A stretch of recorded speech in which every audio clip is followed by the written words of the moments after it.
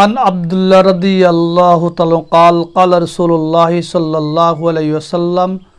الخلق عياد الله فحب الخلق إلى الله من أحسن إلى عياله আল্লাহ রাসূলের সাহাবী আব্দুল্লাহ রাদিয়াল্লাহু আনহু বর্ণিত তিনি বলেন বিশ্বনবী মুহাম্মদ রাসূলুল্লাহ সাল্লাল্লাহু আলাইহি ওয়াসাল্লাম বলেছেন সৃষ্টি হলো আল্লাহ তাআলার পরিবার। আল্লাহ তাআলার নজদিক সবচেয়ে প্রিয় সৃষ্টি হলো সে যে তার পরিবারের প্রতি উত্তম আচরণ করে, অর্থাৎ তার পরিবারের সাথে উঠা বসায় লেনদেনে খাওয়া দাওয়ায় সর্বদিকে সেই গুণান্বিত,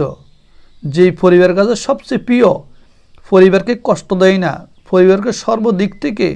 ভালোবাসে, পরিবারের প্রতি খেয়াল রাখে, যত্ন রাখে, সে হলো সবচেয়ে দামি, সবচেয়ে প্রিয় পরিবার। আল্লাহ আমাদেরকে আমল করার তৌফিক দান।